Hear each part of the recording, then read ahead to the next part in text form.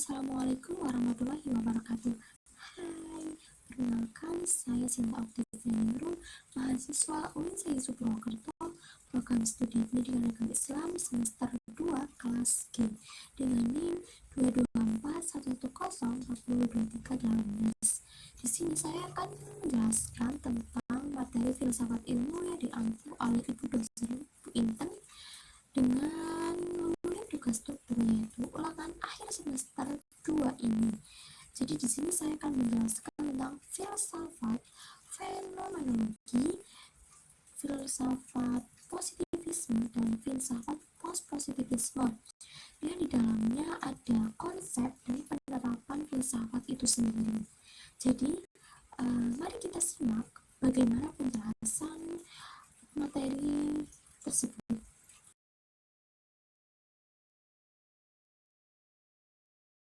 Materi yang pertama yaitu filsafat fenomenologi. Pengertian sendiri dari fenomenologi tersebut yaitu secara bahasa atau secara etimologi, yaitu berasal dari bahasa Inggris yang artinya fenomen, artinya apa yang nampak dari panastol, yang artinya menampakkan dan memperlihatkan. Secara terminologi mempunyai 4 arti. Yang pertama, objek persepsi atau apa yang diamati. Yang kedua, apa yang nampak dari kesadaran kita. Yang ketiga, objek pengalaman indrawi. Yang keempat, suatu fakta atau suatu peristiwa yang dapat kita amati. Jadi, pengertian fenomenologi tersendiri yaitu studi tentang fenomena segala sesuatu yang tampak bagi kita di dalam pengalaman subjektif atau bagaimana kita memahami segala sesuatu di sekitar kita. Selanjutnya yaitu ide awal fenomenologi. Yang pertama yaitu model kajian awal yang berawal dari alegori Plato. Yang kedua yaitu hidup ini yang kita lihat hanyalah penampakan saja, hakikatnya masih bisa digali. Yang ketiga, apapun yang kita lihat adalah prestasi. Yang keempat yaitu pengalaman kita terhadap realitas merupakan fenomenologi. Tokoh fenomenologi tersendiri ada dua, yaitu Kant dan Husserl. Yang pertama yaitu Kant mendeskripsikan bahwa fenomenologi itu manusia hanya mengenal fenomenon, tidak noumenon atau realitas. Yang kedua yaitu pengalaman batinnya tersendiri, bukan realitas yang sebenarnya. Yang ketiga yaitu tidak ada sesuatu apa adanya, yang ada sesuatu yang sudah masuk dalam persepsi atau dikonstitusi oleh kesadaran kita. Yang kedua yaitu Husserl mengungkapkan bahwa realitas yang tampak karena tidak ada yang menghalangi antara manusia dengan realitas.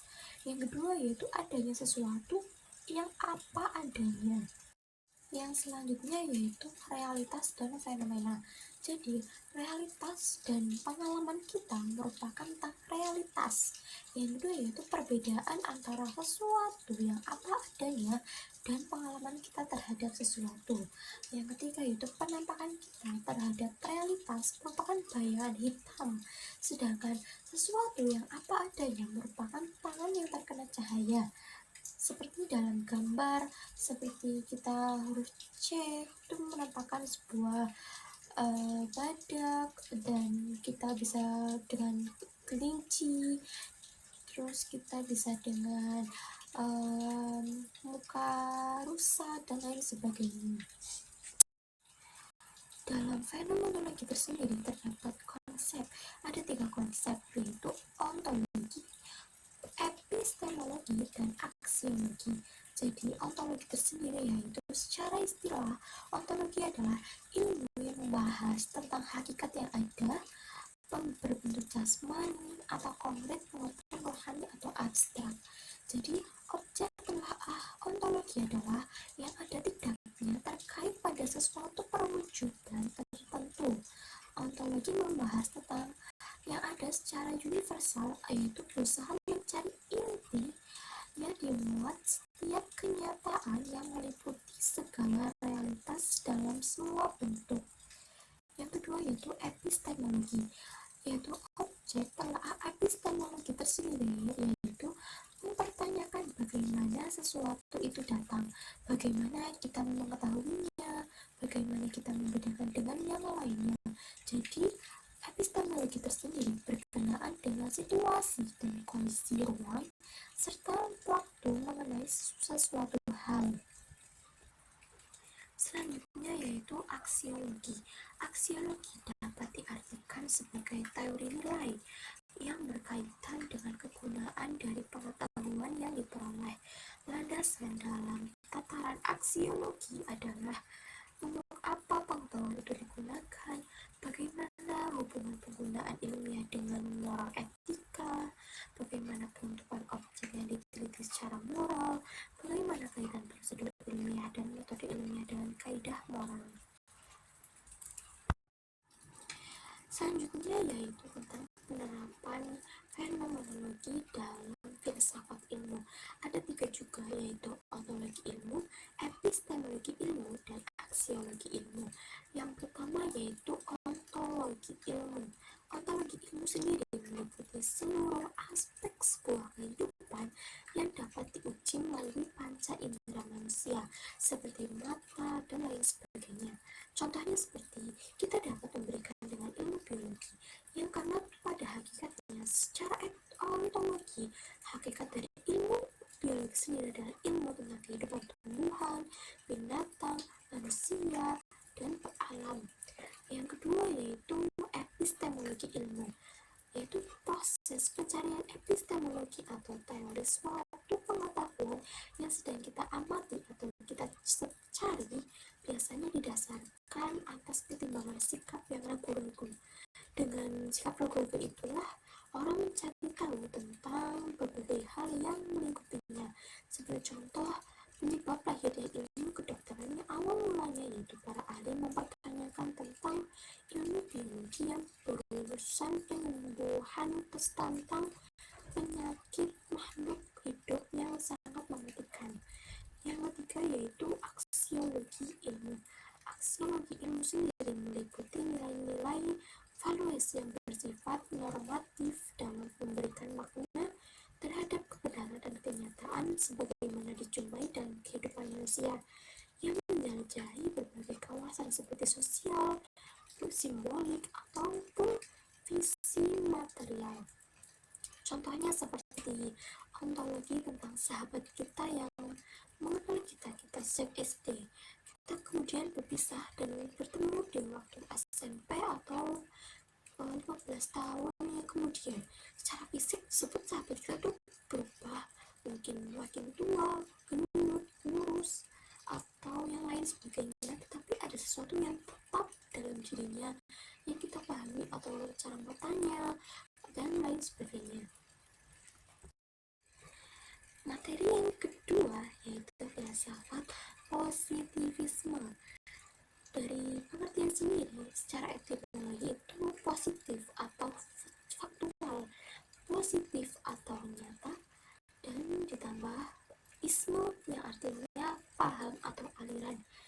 Jadi secara terminologi, pengertian positivisme sendiri adalah aliran filsafat yang menyatakan ilmu alam sebagai suatu satu-satunya sumber pengetahuan yang benar dan menolak aktivitas yang berkenaan dengan metafisik.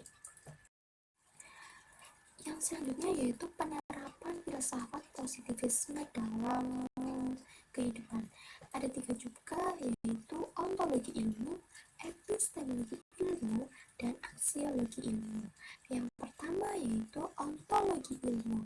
Ontologi ilmu sering melibatkan tentang penggunaan metode ilmiah yang ketat, observasi dan pengukuran yang terkendali, dan fokus pada penjelasan yang berdasarkan fakta yang secara empiris. Yang kedua yaitu epistemologi. Epistemologis ilmu sering melibatkan penggunaan metode ilmiah yang ketat juga, menekankan pada pengamatan empiris, pengujian hipotesis, dan verifikasi yang objektif. Yang ketiga yaitu aksiologi ilmu.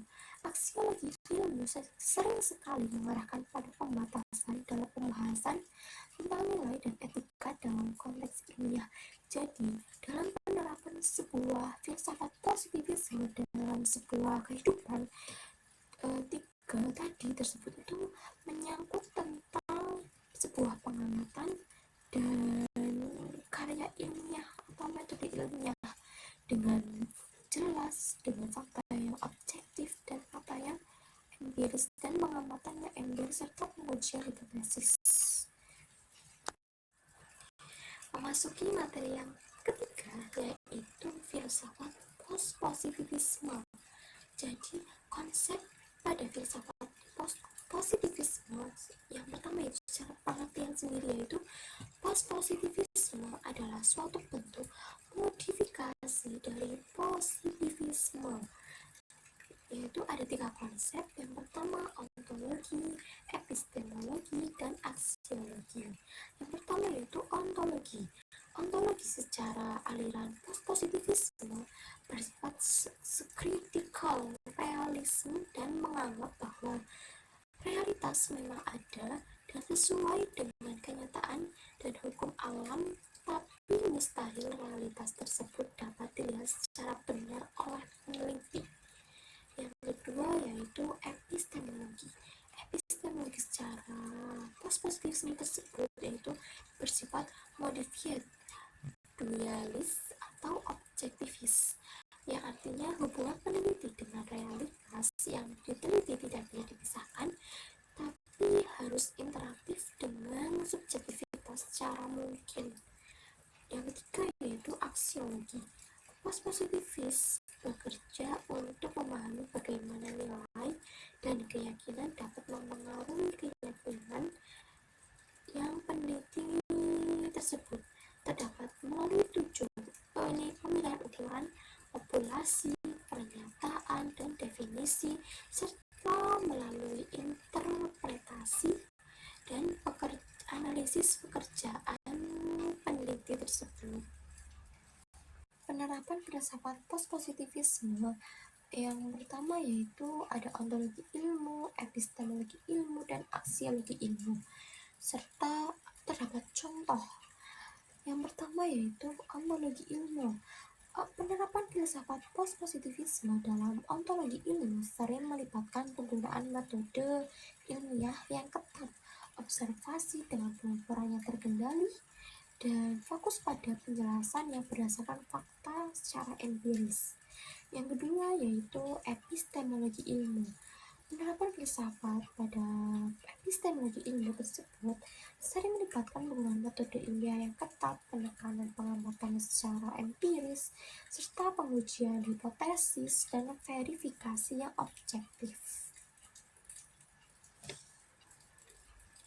Aksiologi ilmu sendiri yaitu aksiologi pada post-positivisme menolak campur tangan nilai atau kepercayaan dalam proses ilmiah dan memfokuskan bahwa ilmu pengetahuan dan penelitian ilmiah harus bersifat netral dan objektif.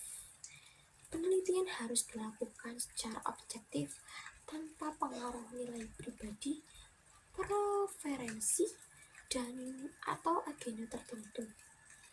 Jadi ketiga penerapan filsafat positivisme tersebut itu mempunyai ciri-ciri yang berbeda dan terdapat ciri-ciri yang sama ya teman-teman. Post-positivisme terdapat contoh yaitu kasus jurnal analisis kesejahteraan ekonomi keluarga pelaku usaha mikro di kota Bandung di masa pandemi COVID-19. Jadi itulah penerapan filsafat positivisme. Jadi di sini antara positivisme dan post-positivisme sendiri mempunyai hubungan yang tadi dapat disimpulkan bahwa positivisme yaitu digunakan untuk perkembangan sosiologi dan sebagainya, sedangkan Positivisme yaitu aliran yang ingin memperbaiki positivisme dengan mengandalkan pengamatan yang sedang diteliti, karena positivisme tersebut kurang mengaspek sebuah penelitian.